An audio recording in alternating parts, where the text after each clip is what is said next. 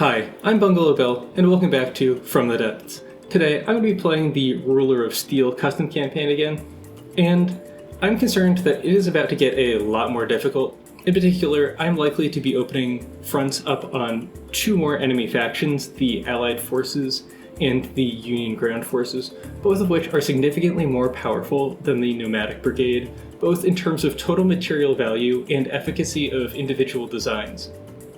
In preparation for that, I have some new designs and some tweaks to hopefully combat these new forces. So, for the anti-air, it was having trouble taking missile fire from enemies. I intended it to be screened by other forces that have missile defenses that turned out to be inadequate, and in particular, the Allied forces, the Union Ground Forces are amassing a lot of missile fighters on their borders, which I think I'm going to have to engage with anti-airs along with some new fighter units that I've built. So this really necessitated the anti-airs having their own missile defenses. I put 4 small launchers here. This is fairly significant missile defense for this custom campaign due to the 3 times damage multiplier. It does significantly increase the cost, but I think the increased survivability will be more than worth it. On top of that, I will now be fielding the new medium tank, which I built before the last episode, but did not use. This is a fairly sturdy and mid-sized tank, sitting halfway between my light tank and my now heavy tank. The armor is fairly significant, so this is supposed to be a stalwart centerpiece of the fight, take a lot of enemy firepower, allow my other vehicles to survive for a long time, and do their own thing. The firepower is also significant. This is intended to really be able to punch through heavy enemy armor, and have no vehicle that it can't successfully engage. The main cannon shoots just about the heaviest shell I could get it to from the autoloaders that I'm using. This shell, 500 millimeters, sabot head, 2 solid bodies, and a base bleeder. This brings up to a expected armor pierce of 72 with 16,000 kinetic damage. The rail draw is fairly mild at a third of the maximum possible rail draw. I did decide to go for a rail-assisted shell because you can get significantly more power in them than you can from an unassisted shell. I did mess around with larger autoloaders and no rail assist, both with solid and chemical payloads. I was a bit underwhelmed by both the rate of fire and the actual effect that I was getting out of them. I decided instead to just go for a pretty meaty kinetic shell, but out of a smaller autoloader with a higher rate of fire. The base bleeder does cost me accuracy, which against small targets is a problem, but I messed around with fin stabilizers or other ways to bring up the accuracy, including not using base bleeders, and the difference wasn't that significant. Vehicle stability and detection accuracy has been playing a much larger role for me than the actual shell inaccuracy, so I decided to just keep the increased firepower. That 16,000 kinetic damage is actually enough for almost 3-4 meter beams worth of heavy armor of penetration, but comes a little bit short. It's more like 2.8 or something. That does mean with a 3 times damage multiplier, we get through 8 of those beams, and that's pretty much enough to penetrate anything in the game. There may be 1 or 2 enemy tanks that it cannot penetrate in a single shot, but it'll be fairly rare. Unless the angle is particularly bad, she will get through her own frontal armor. This is simply not enough to stop her own shells. This injector stick powers the railgun, but since the railgun is only rail assisted, it will function without this engine, which is why the engine is in front of the gun. It is less important. And injector sticks are pretty much the mandatory engine of this campaign. Your vehicles have to be small, there's a volume limit, and you really don't want to get hit, so decreasing your footprint is much more significant than I find it to be in Neater. Behind that, I have the usual suspects like batteries and fuel. I also have small backup engines, which will keep this tank powered so that she can remain mobile even if the front engine goes offline. There's a fairly heavily protected AI here, There are surge protectors lurking around this vehicles in places, and along with having enough space to actually put in rubber, this does give me moderate EMP resistance, although the actual turret itself is highly vulnerable to EMP. I did not have as much room to protect this, although this is actually somewhat defended, so it will continue operating to some effect. Behind the turret, I have these 3 anti-missile systems, which give me moderate anti-missile defense. To stop them from firing with the turret, I have another local weapon controller to override the one on the turret base that will stop these from firing in any circumstance. Then there's the CWIS defense controller, which will override, again, this local weapon controller and cause these to actually fire at their intended targets. So the other thing that I wanted to address was that I don't have any fighters currently, and it does seem like some will be necessary. So I built a fighter. Not this fighter, this was built by Eigenfunction, who is quite capable. He used to post these quite a bit when he was in an arms race. You can still find his work on the Steam Workshop. You might be very interested in it, so go check it out if you haven't already. The reason I'm showing this one is because I decided to crime the breadboard from it and use it for my own purposes, because I wanted a slightly customized fighter behavior, and I did not want to write it myself. As to whether or not I need all the things that it does, well, the answer is no. It does a lot of stuff. I really don't need a lot of it, especially because I built 2 fighters. One's a missile fighter, one's a pack fighter.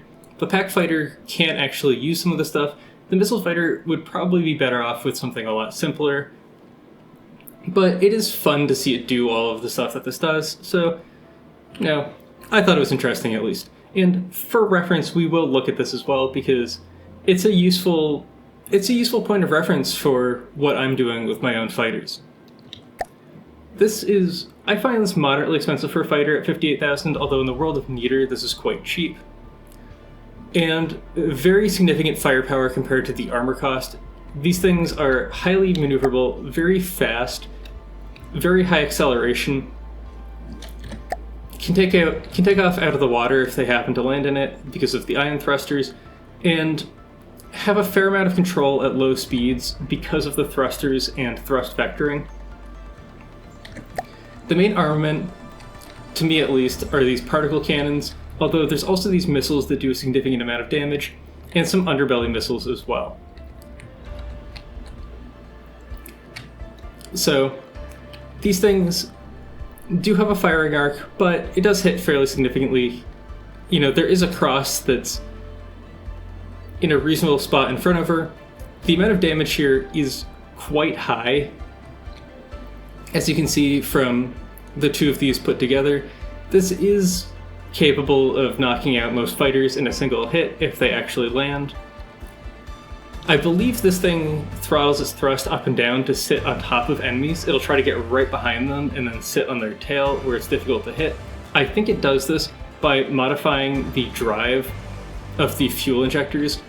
My version does not have fuel injectors, and this can't happen, so it does not successfully slow down or speed up my vehicle.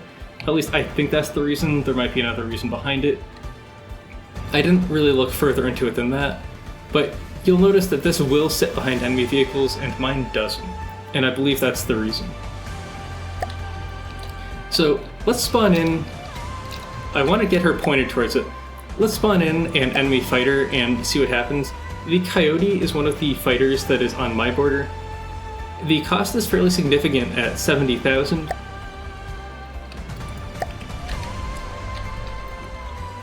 For me at least. So, taking some mild evasive actions, has a big pack hit right off the bat. Big hole in the wing of the Coyote. She's still functioning, but she's taking missile fire now. She's not as maneuverable. The Tsurugi is on her tail, and she's dead. The Tsurugi doesn't win all the time, but it's almost all the time. Anything can happen from the depths, and it's not entirely her fault, because the breadboard can only see one enemy missile. She can only try to dodge one enemy missile. I believe the Coyote also has a cannon as well, which can't... you can just see the muzzle brake falling off there, which can also just kill the Tsurugi from a distance. But she's cheaper, and she wins almost 100% of the time, so she's still very effective, but I didn't just want to crime other people's fighters. So I made my own instead, and I made two.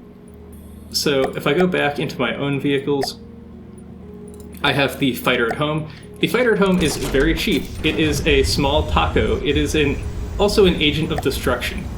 Or not an agent of destruction, it's an agent of chaos. That's the right way to phrase it. So it's very compact and very small, a 353 volume, and very firepower oriented. This thing cannot take a hit. There's very little to this other than a little bit of lightweight alloy to just cover the exterior, along with a lot of missiles and a lot of jets. The top speed is fast, 177 meters per second. The acceleration is almost instantaneous. When this thing turns, it turns so fast it looks like it's glitching out of existence. These missiles launch forwards. In theory, they should be able to launch forwards. They have no ramp time, significant thrust, much higher max speed, well, not much higher, but enough max speed compared to the vehicle that they should really take off and just shoot forwards and leave her behind. Of course, that's not how missiles work in From the Depths, so these often clip into the vehicle and get stuck, sometimes dealing impact damage and blowing her up. I could remove them, or I could make them fire backwards, both of which were thoughts. Unfortunately, even these top missiles suffer the same problem because this vehicle turns so fast that when these try to release, she often pitches up or down and clips these missiles into herself and has the same difficulties. Does this always happen? Well, no, it doesn't always happen. And she's so cheap that I'm accepting that it happens sometimes, and that is good enough. I have a few control surfaces as well. These are actually to destabilize her so that she's a better chance of just randomly dodging enemy missiles. So you can see she's very maneuverable because of this very small circle. As to whether or not she always does well, the answer is no. She's not as good a fighter as the Tsurugi. She is half the cost though, so I can have a lot of these, and she didn't take a lot of development time, I will admit that much. Let's spawn in the Coyote and see if she wins. So she's successfully launching some missiles. She's doing roughly the same things that we see coming out of the Tsurugi, although she's not as good at sitting on the enemy tail. She doesn't cut down her speed, which causes more passes like this. She didn't get a missile hit either, which is unfortunate. It's something that you just sort of have to accept sometimes. The missiles in this game just don't always give you exactly what you need, but they are pretty capable. So we were pretty close there. That could have very easily been a... Oh, yeah, that was actually a destruction of the enemy craft. So, still very capable. When fighting larger numbers of enemy vehicles, there's also a much stronger chance that the missiles, when they miss, will just re-engage a different enemy and kill that enemy instead. So, I'm still pretty happy with her, even though she is missing some things that the breadboard really likes to have, and she'd probably be better off if she just did constant corkscrews rather than trying to do whatever it is she's doing, and if she launched the missiles backwards rather than forwards. Because she doesn't have those up thrusters, the breadboard will actually cause her to slowly spiral into the ground and she'll explode, so I need to not have her be spawned in just circling a point for significant amounts of time. But that doesn't happen when she's in combat, so I saw no reason to fix it because I don't want to put an engine and up thrusters in her, and I don't have enough room for up thrust in other ways, although I could do it with a custom jet engine. Now, in addition to the Fighter at Home, I have just the Fighter. The Fighter is still a Fighter at Home. This is the other half of the Tsurugi at Home because this one uses particle cannons. The firepower isn't actually that significant. There is one EMP pack and there's one impact pack, but it's enough. So the thing to note is she's actually got about the same volume as the Tsurugi, but is about half the cost and has a much lower top speed. She's actually noticeably less maneuverable because of the noticeably less thrust that she gets. The reason for this is that the Tsurugi has a much boxier internal volume, whereas this has this very small box for the internal volume for the engine, and then everything else is packed into the wings in terms of appearance.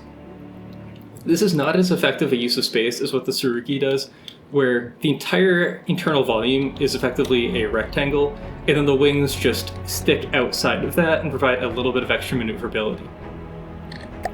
I also have a lot of control surfaces here that give me some maneuverability if I lose engines on one side, giving moderately actually more tankiness than you might expect. Other volume inefficiencies come from this cockpit and these canards.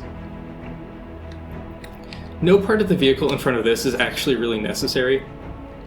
I did actually originally build this more similarly to the Tsurugi, with these short-range lenses being centrally mounted. I couldn't get looks that I liked out of it though, and that's why I gave up on it.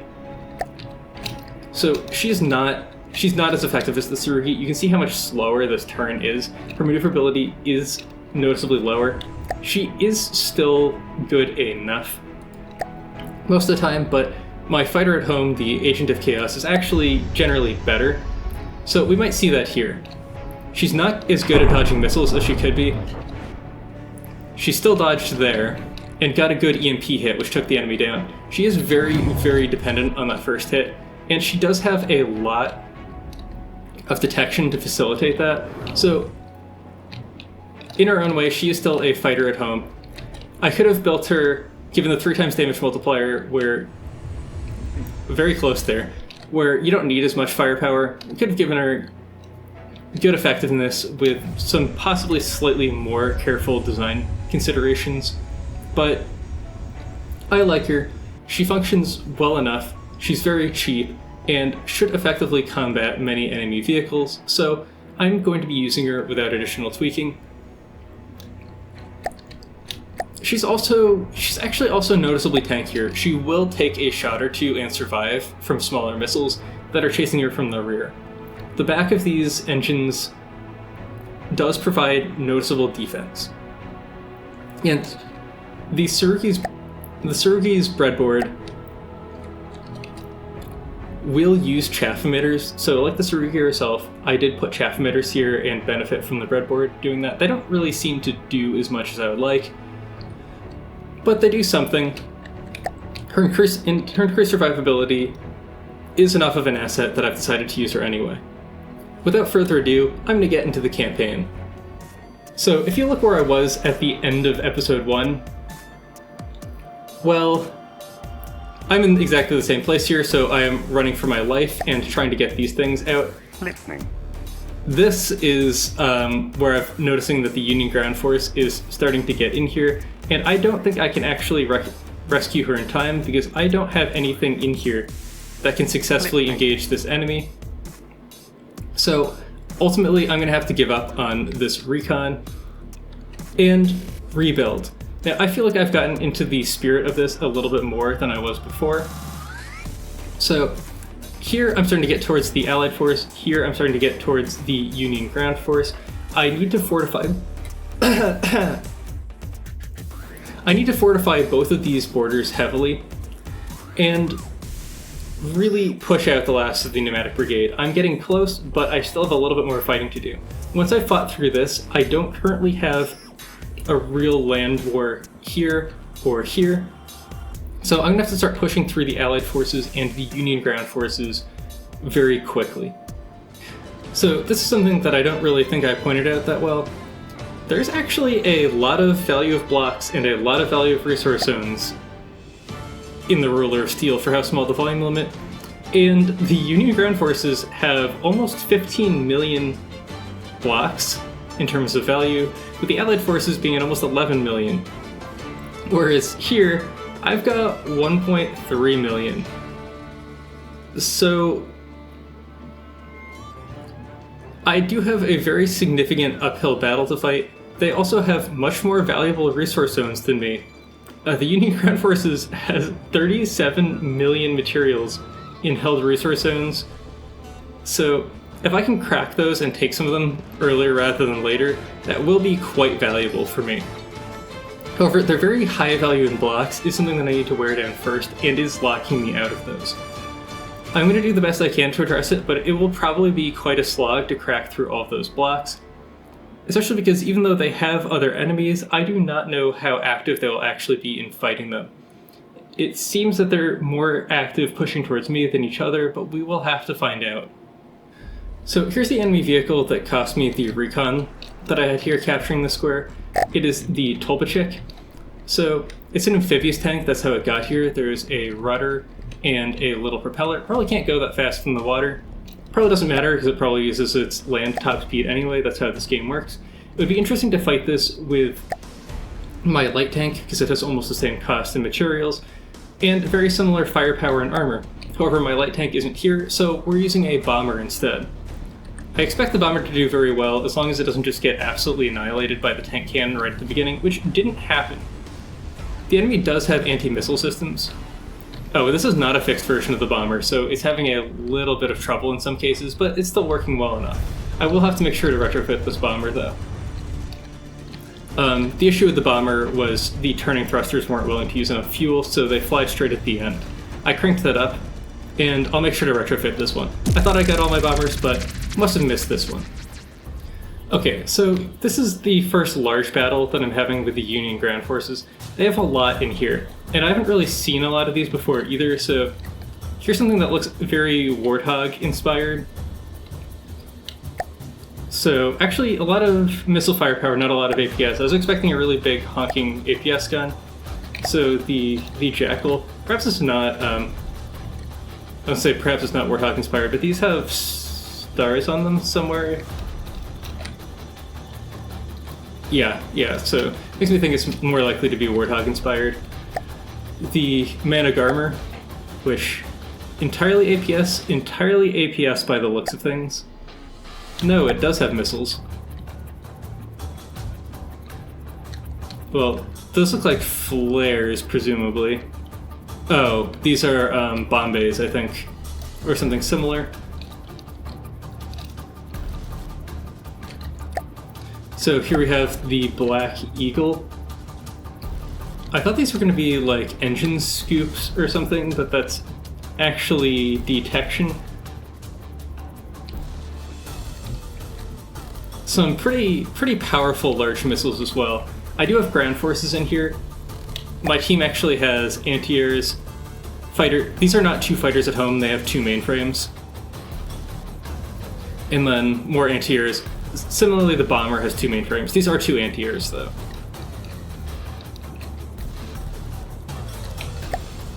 Okay, and this is the Coyote again. I didn't take a very close look at it before. So these are all actually pretty scary. What I'm going to do is I'm just going to follow one unit and see how it does, because the battles can be large and chaotic. So it'll be more interesting for me to just track one fighter at home. We'll see what happens. It is a very strong chance of blowing itself up with these missiles. It did not, though. So far, so good. So the turns are very quick and a little bit disconcerting. We've already dealt a very significant amount of damage here as well. I'm not certain what this is trying to engage at the moment. Almost had a collision with our own vehicle there. We've taken, looks like, moderate damage. We'll see what we've lost at the end of the battle. Getting onto a tail, decent hits there with missiles. Some of our other missiles locked onto that Coyote, I believe. The Warthog variant, it's like the YB-88 or something is what it was called, also intercepted one of our missiles with its face, protecting its comrade. So if we're fighting that, we're going to re-engage behind it. It looks like we're not. We've locked onto this instead. Our missiles are going away. We are turning very quickly to dodge that missile that was right in our face. Fortunately, we were capable of doing it. We might have deficiencies with our ability to see enemy missiles, though.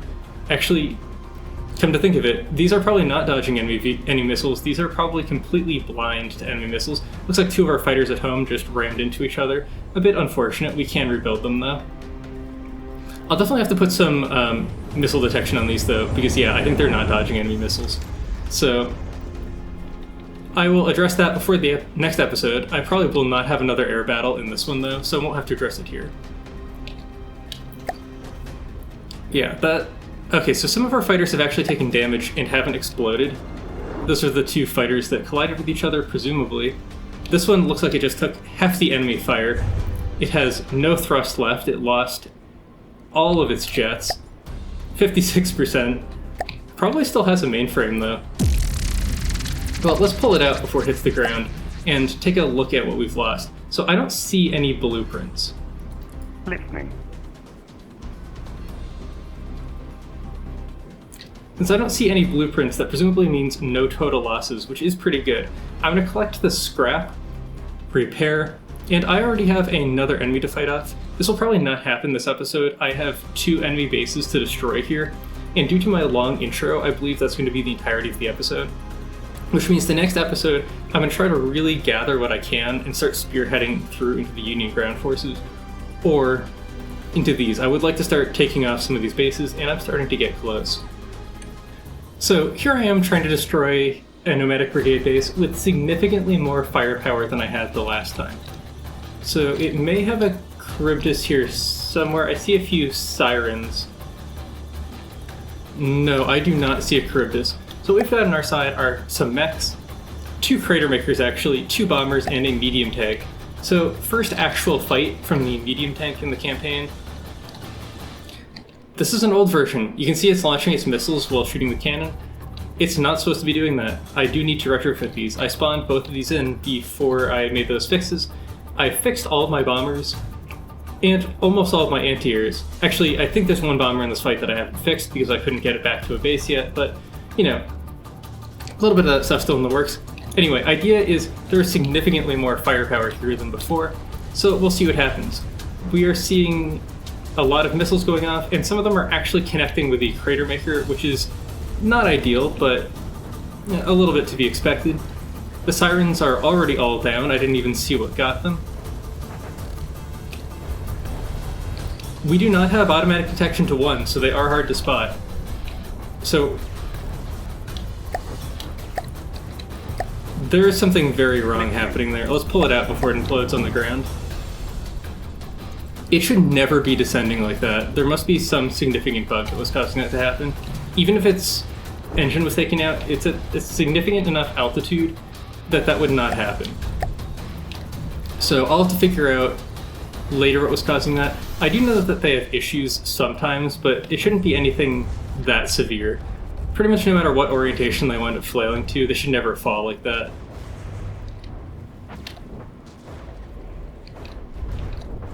But otherwise, very successful. This was a lot faster.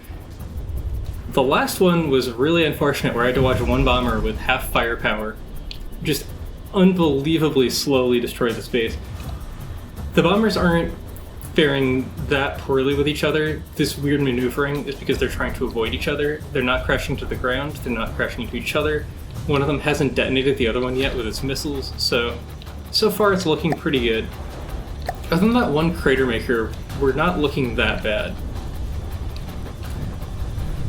Okay, so we're having... That was an interesting shot, to say the least. Definitely not a case where plasma is particularly good, but at least we did hit it. I was a little worried because we can't get our missiles to lock, but we got there. Alright, so I'm looking at another fairly chaotic battle here, looking to take out a Nomadic Brigade base. Their second to last one, their main base, is the only one remaining. On my side, I've got quite a lot of stuff going on. I've got these stealth bombers. I like them in theory. In practice, they haven't been working out. They don't necessarily always target the same thing as the Eye of Todd does. We can see this green laser. I think it's targeting a Charybdis, which is targeting a Charybdis, which is a very strange choice.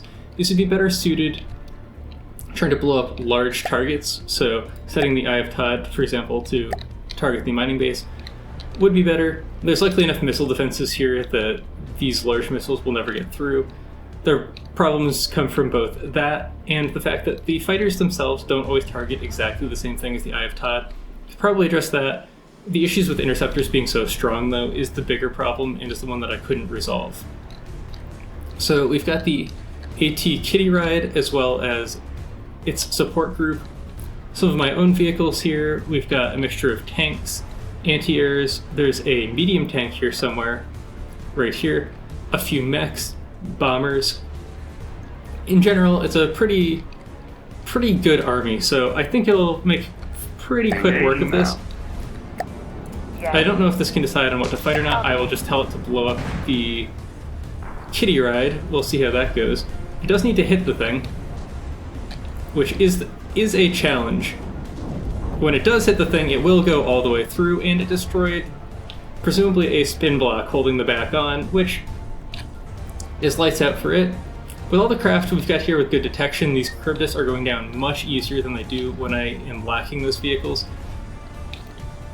Looks like that's all set up properly. The bombers are having some problems with their missiles going for things that I would like them to not go for, but otherwise not so bad. I did try to tune them so they'll have a good chance of going for intended targets, but that doesn't always work out. Is that AI dead on the main base? No, I don't believe so. So the most dangerous enemy vehicles are actually some of these smaller ones because they're remaining largely untouched, but our anti-airs love small targets and are burning them down. Most of my vehicles do have very high prevalence for their current target of engagement, so they will like to keep shooting at the same thing even when it's pretty melted, but I prefer that to them taking a shot, switching targets, taking a shot, switching targets. And despite the relatively low laser firepower, these 2 Q beams with 3 times damage are able to melt through enough armor that I'm pretty happy with how they take out smaller targets.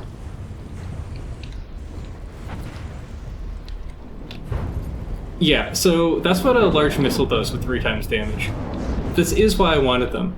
In theory, I can delete bases fairly quickly in a way that I could not do with my other vehicles. There is just a lot of firepower to these large missiles that does not exist elsewhere.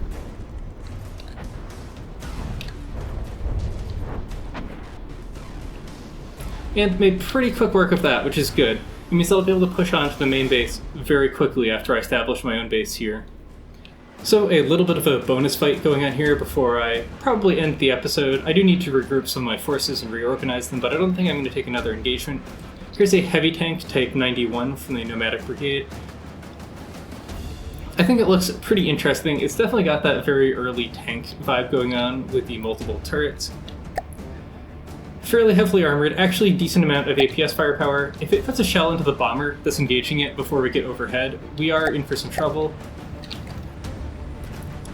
It did put a shell into us, but that was a light anti-air gun rather than the main cannon.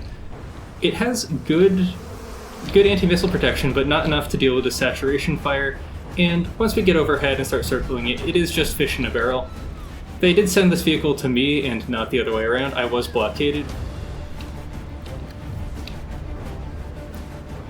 So definitely the reason to have these bombers. I do wish that I could have proper bombs and not these short-range missiles, but unfortunately the glide ability of bombs has been nerfed so badly that I can't make glide bombs work anymore. And magnet bombs just weren't cutting it. Both the magnet speed and magnet range were just too low. You really need to be able to combine them with glide bombs to make them work, to get them into magnet range. Okay, so I did wind up making this somewhat emergency battle before I lost this square because I didn't want to go through the trouble of recapturing it. I do have a very significant disparity in forces here. I have 5... There's another one somewhere. Hopefully I'm not trying to find it underwater. There it is. I have 5 vehicles on my side. 2 of them are fighters at home, 1 is a fighter, and 2 are bombers, which is potentially not the best thing to use against these, but bombers have significant anti-missile defenses and short-range small missiles, so they can actually engage enemy fighters, although you wouldn't think they'd be able to. So the enemies have Jackals, and then they've got Black Eagles as well. That's their main force, and they have a lot of them. I'm significantly outnumbered, and their vehicles are significantly higher cost. So we'll have to see how that goes. Having small low-cost vehicles does have some advantages to it because it makes you significantly harder to hit. I still haven't fixed the fighter at homes to actually be able to see missiles, so I think they're still not engaging them very well. Unlike the other battle where I took a very myopic view, I'll try to take a more overhead view here, but I'm not sure how it'll go. That was a fighter at home, I think. Yeah, I think that's a fighter at home, not just blocks of an enemy vehicle. So we're down to 1 fighter at home. The other one has been completely annihilated. These are some very large enemy missiles. It looks like we took some enemy fire there, but we survived it. That's the bomber that took those.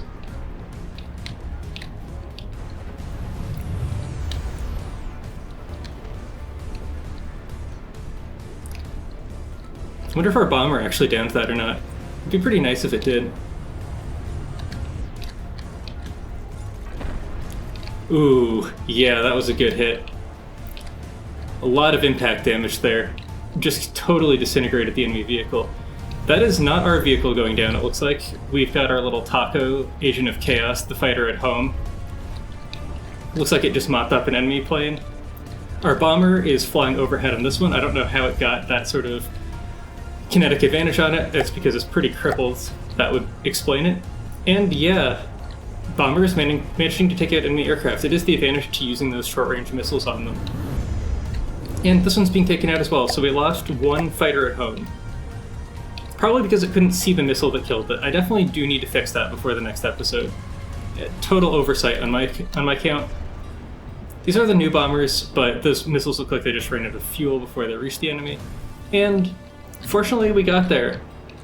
That was a pretty significant disadvantage, but forces actually cleaned up pretty well given how cheap and actually pretty rapidly built the fighters were.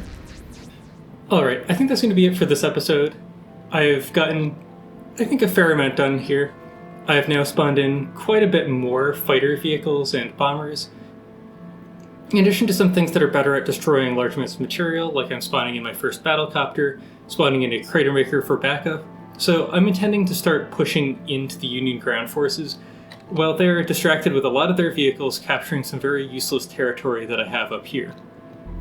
Down on this front, I've not actually engaged the Allied forces this episode, but I am about to make contact with them. Our territories are just going to touch.